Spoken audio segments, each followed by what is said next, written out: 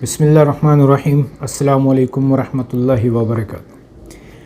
پچھلے دنوں ایک بڑا اہم مسئلہ ہمارے درمیان میں پیش آیا، گفتگو ہو رہی تھی، تو اس میں ایک بڑا اہم سوال جو ہے وہ زیر بحث آیا کہ تہذیب اور تمدن میں کیا فرق ہے، اور اس کے ساتھ ہی ایک اور بحث کہ کلچر کسے کہتے ہیں، ثقافت کسے کہتے ہیں، رسم و رواج کسے کہتے ہیں۔ تو یہ ایک بحث ایسی چھڑی کہ کافی زیادہ اس پر جو ہے وہ گفت و شنید ہوتی رہی، کافی سوالات بھی ذہن میں آتے گئے اور ہم بات کرتے چلے گئے۔ میرے ساتھ جو ہے وہ پروفیسر حضرات کچھ بیٹھے تھے، ان کے درمیان ہماری ایک علمی گفتگو ہوئی، تو سوچا کہ یہ ان سب کا جو نچوڑ جو ہے، کچھ چیزیں جو ہے وہ آپ کے ساتھ شیئر کی جائیں، کیونکہ ہمارے ہاں اکثر طور پر تہذیب اور تمدن، رسم و رواج، ان کو آپس میں خلط ملط کر دیا جاتا ہے، اور جبکہ یہ ایک لٹریری ٹاپکس ہیں، اور ہمارے پاس فرسٹ ایئر انٹر میں بھی اور گریجویشن میں، جب گریجویشن آرٹس میں کی جاتی ہے تو اس میں یہ ٹاپکس پڑھائے بھی جاتے ہیں۔ تو جب میں نے ان کی بکس دیکھی تو وہاں پر بہت زیادہ ڈیفینیشنس لکھی ہوئی تھی جہاں یہ بات کلیئر نہیں ہو رہی تھی کہ تہذیب کسے کہتے ہیں، تمدن کسے کہتے ہیں، رسم و رواج کیا ہے، ان سب کے مقاصد کیا ہیں، یہ کس طرح سے ڈیولپ ہوتی ہیں۔ تو یہ ایک لمبا ٹاپک ہے، لیکن میری کوشش ہوگی کہ اس کو ذرا مختصر کر کے سم اپ کیا جائے تاکہ آسانی سے سمجھ میں آ جائے ہمارے اسٹوڈنٹس کو بھی اور عام لوگوں کو بھی، اور پھر اس پر جو مزید آگے جو ہے وہ آگے نیکسٹ جو نشست ہوگی اس میں پھر ہم اس پہ بات کریں گے۔ تو سب سے پہلے ہم آ جائیں کہ سویلائزیشن، جسے عام زبان میں ہم کہتے ہیں تہذیب و تمدن، دونوں لفظ ایک ساتھ استعمال ہوتے ہیں، تو تہذیب و تمدن میں کیا فرق ہے، اور پھر جو ہے وہ آگے ہم کلچر، جس کو رسم و رواج کہتے ہیں، اس پر بھی ہم بات کریں گے۔ تو پہلے ہم بات کرتے ہیں تمدن کی۔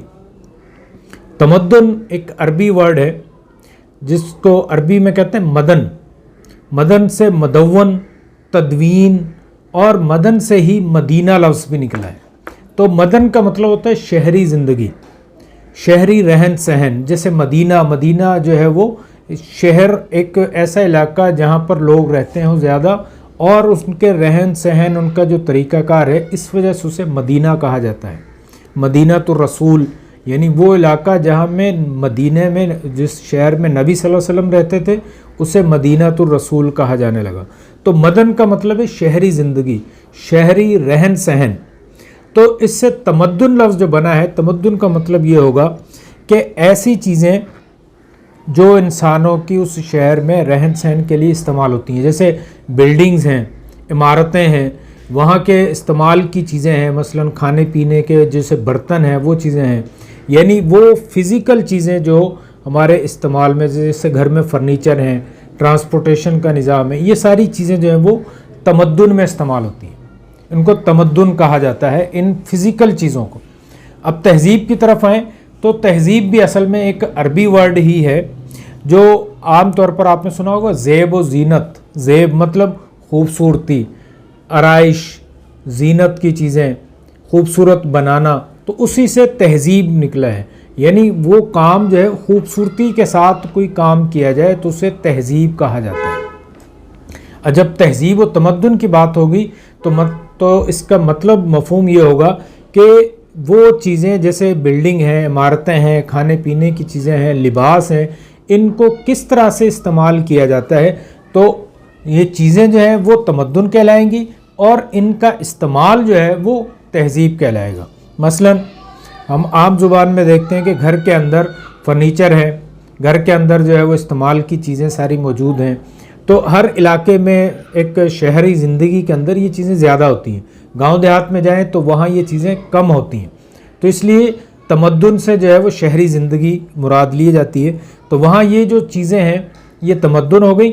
اب ان کا استعمال جو ہے وہ تہذیب کہلاتا ہے، یعنی ہم لوگ بیٹھ کر کھانا کس طرح سے کھاتے ہیں، کچھ لوگ کھانا کھا رہے ہیں کھڑے ہو کر کھا رہے ہیں، کچھ لوگ بیٹھ کے کھا رہے ہیں، جیسے سیدھے ہاتھ سے کھانا کھانا چاہیے، اسلامی تعلیمات ہیں کہ اپنے سامنے سے کھائیں، ہاتھ سے کھائیں، کچھ لوگ چمچ سے کھا رہے ہوتے ہیں، یہ تہذیب ہے۔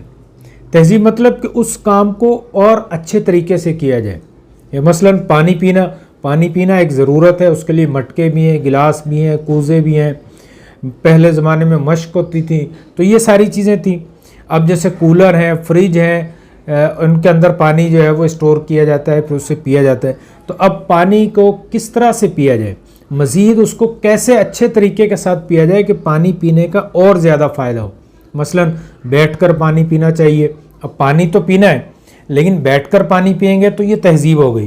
اس کو 3 سانس میں پیجئے تاکہ اس سے جو ہے وہ ہمیں اور زیادہ سکون بھی ملے، راحت بھی ملے اور ہماری صحت کے لیے فائدہ مند بھی ہو.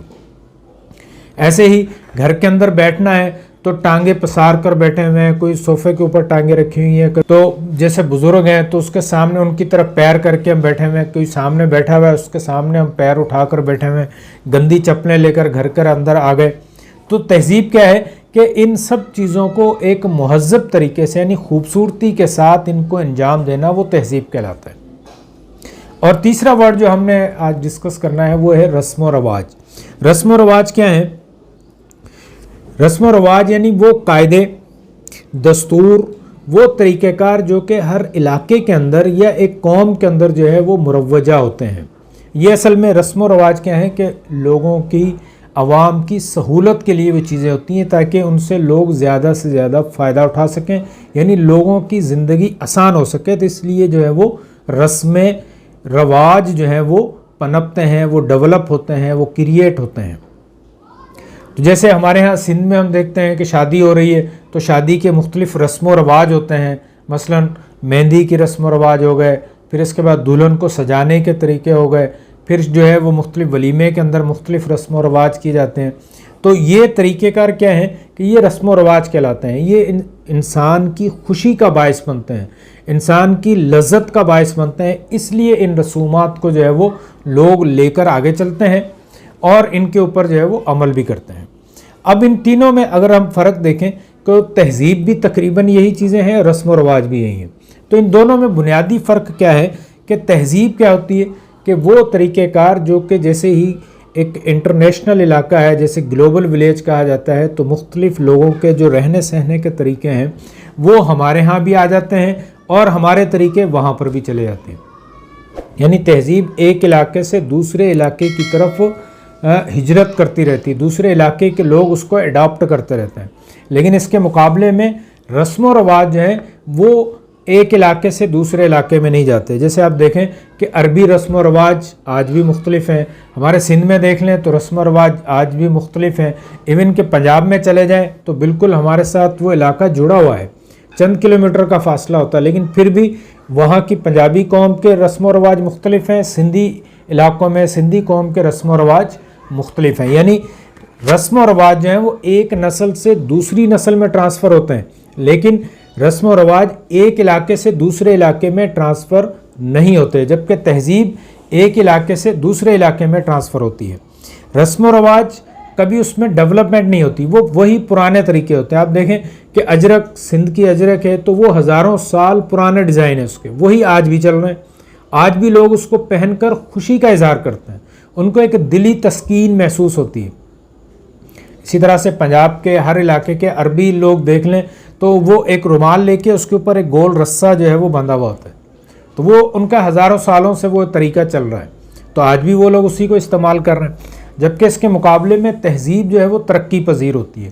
جیسے نئی نئی چیزیں آتی ہیں تو لوگ ان کے اندر ڈیولپمنٹ کرنا شروع کر دیتے ہیں. جیسے ہم دیکھیں کہ یورپ میں پینٹ شرٹ جو ہے وہ عام استعمال کی جاتی ہے، اب وہ ہمارے مشرقی لباس کا بھی حصہ بنتی چلی جا رہی ہے. نوجوان جینز کو استعمال کرنا شروع کر رہے ہیں. ایسے ہی خواتین جو برقع استعمال کرتی ہیں، عبایا استعمال کرتی ہیں، تو وہ عربی عبایا جو ہے وہ ہمارے ہاں بھی آنا شروع ہو گیا. جبکہ اس سے پہلے لوگ عورتیں جو ہے وہ ہمارے ہاں چادر کا گھونگھٹ نکالتی تھی. تو اس طرح سے تہذیب جو ہے وہ ایک علاقے سے دوسرے علاقے میں ٹرانسفر ہوتی ہے، جبکہ رسم و رواج جو ہیں وہ ایک قوم، ایک نسل سے دوسری نسل میں ٹرانسفر ہوتے ہیں. یعنی تہذیب جو ہے وہ تبدیلی پذیر ہوتی ہے اور رسم و رواج جو ہیں وہ ساکن و جامد ہوتے ہیں، وہ اسی طرح سے ہزاروں سالوں سے ہی رہتے ہیں. تو اب آئیں تہذیب کی طرف. تو دنیا میں کچھ مشہور تہذیبیں بھی ہیں. جیسے ہم دیکھتے ہیں کہ ہمارے پاس بیبلونین سویلائزیشن ہے، بابل کی تہذیب ہے جن کی ہمارے یہاں اسٹڈی کی جاتی ہے. ایجپٹن سویلائزیشن مصر کی تہذیب ہے. وادی سندھ انڈس ویلی کی سویلائزیشن ہے. اور گریک سویلائزیشن یعنی یونان کی سویلائزیشن ہے. تو یہ سویلائزیشنس پرانے وقتوں کی جو تہذیبیں ہیں، جب ان کو وہ ان کے آثار جو ہے وہ تمدن کے جو آثار تھے ان کو کھودا گیا، ان کو نکالا گیا، تو وہاں سے ہمیں بہت ساری چیزیں پتہ چلیں کہ وہ لوگ کیا چیزیں استعمال کرتے تھے، ان کا رہائش کا شہری ان کا تمدن کیسا تھا اور ان کی تہذیب کیسی تھی، یعنی ان چیزوں کو وہ استعمال کیسے کرتے تھے۔ ایک اور مثال دیکھیں کہ موئنجو دڑو میں ہم دیکھتے ہیں کہ ان کے بلڈنگز ہم نے دیکھی، ان کے عبادت خانے بھی ہم نے دیکھے، ان کے رہن سہن کی چیزیں ہم نے دیکھی، یعنی وہ دیکھیں کہ انہوں نے جو سیوریج لائن ہے وہ ہمیں نظر آئی کہ وہ ڈھکی ہوئی تھی، یہ ان کا تمدن ہے۔ ٹھیک، ایسے ان کے کھانے پینے کی چیزیں ہیں، ان کی مذہبی چیزیں ہیں، وہ ان کی سویلائزیشن ہے۔ تو اگر ہم سویلائزیشن کے ایلیمنٹس دیکھیں تو اس سے بات یہ اور زیادہ کلیئر ہو جائے گی کہ اس کے چند ایلیمنٹس ہیں، مثلا اکانومک کنڈیشنز ہوتی ہیں، تو ہر قوم کے اکنامک کنڈیشن جو ہے وہ سویلائزیشن کو مزید ڈیولپ کرنے میں مدد دیتی ہیں۔ اسی طرح سے پولیٹیکل کنڈیشنز ہیں اور مورل کنڈیشنز ہیں، انٹلیکچوئل کنڈیشنز ہیں، یہ ساری کنڈیشنز جو ہیں وہ اس کی تہذیب کو مزید پروان چڑھاتی ہیں، قوم کو زیادہ مہذب بناتی ہیں اور قوم کو زیادہ ترقی یافتہ بناتی ہیں۔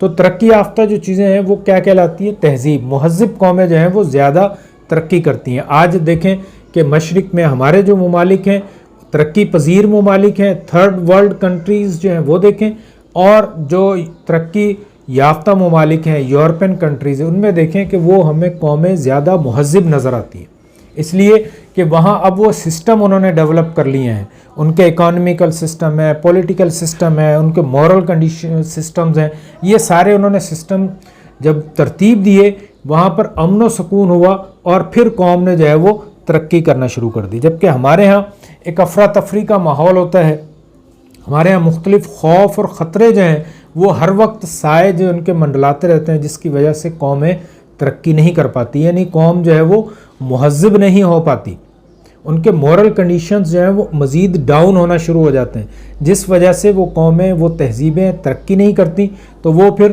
غیر مہذب ممالک میں ان کا شمار ہوتا ہے، غیر مہذب قوموں میں ان کا شمار ہوتا ہے، یعنی ان کے اخلاقی حالت، ان کی اقتصادی حالت، ان کے معاشرتی حالت جو ہے وہ ڈاؤن ہوتی چلی جاتی ہے۔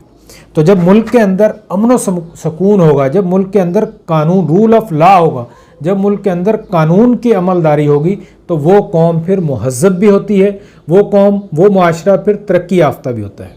تو یہ آج کے جو چند ٹاپک تھے، امید ہے کہ آپ کو یہ کلیئر آج ہو گئے ہوں گے کہ تہذیب کا کیا مطلب ہے، تمدن کا کیا مطلب ہے، اور رسم و رواج کس کو کہتے ہیں، کلچر جو ہے وہ اسے کس کو کہتے ہیں۔ تو نیکسٹ ہم انشاءاللہ کسی دن بات کریں گے کہ یہ بابل کی تہذیب، مصری تہذیب کیا ہیں، ان کے ایلیمنٹس کیا ہیں، وہاں جو ہمیں جو کھدائی کی گئی ہے وہاں ہمیں کیا کیا چیزیں ملی ہیں، اور ایک بڑا ایک اہم سوال جو اس پر ہم ڈسکس کریں گے کہ یہ اس وقت کی الگ الگ تہذیبیں ہم کاؤنٹ کرتے ہیں، جیسے سندھ کی تہذیب ہم الگ کہتے ہیں، بابل کی تہذیب الگ ہے، مصر کی تہذیب الگ ہے، جبکہ موجودہ وقت میں اب کسی علاقے کی کوئی الگ سے تہذیب نہیں ہے۔ تو ایسا کیوں ہے؟ ان کو ہم ایک ہی تہذیب کیوں شمار نہیں کرتے، جس طرح سے آج جو ہے وہ پوری دنیا کی تہذیب تقریباً ایک جیسی، یعنی ہر علاقے کہیں پر بھی آپ جائیں گے تو وہاں کے لوگوں کا رہن سہن کا طریقہ، کھانے پینے کی چیزیں اکثر جو ہے وہ آپ کو ایک جیسی ملیں گی۔ مثلا یورپین کھانے آپ کو پاکستان میں مل جائیں گے، ایشین کھانے آپ کو یورپ میں ملیں گے، چائنیز کھانے مل جائیں گے، اس طرح سے ڈریسز آپ کو پوری دنیا میں آپ کو مل جائیں گے۔ تو یہ تہذیب جو ہے وہ تمام علاقوں کی مکس اپ ہو چکی ہے۔ تو پرانے وقتوں میں ایسا کیوں نہیں تھا؟ تو انشاءاللہ نیکسٹ ٹاپک کے ساتھ ہم بہت جلد جو ہے وہ دوبارہ ملیں گے۔ تب تک کے لیے مجھے اجازت دیجیے، اپنی دعاؤں میں مجھے بھی یاد رکھیے گا۔ اللہ تعالی ہمارا اس ملک کا، اس قوم کا حامی و ناصر ہو۔ السلام علیکم ورحمۃ اللہ وبرکاتہ۔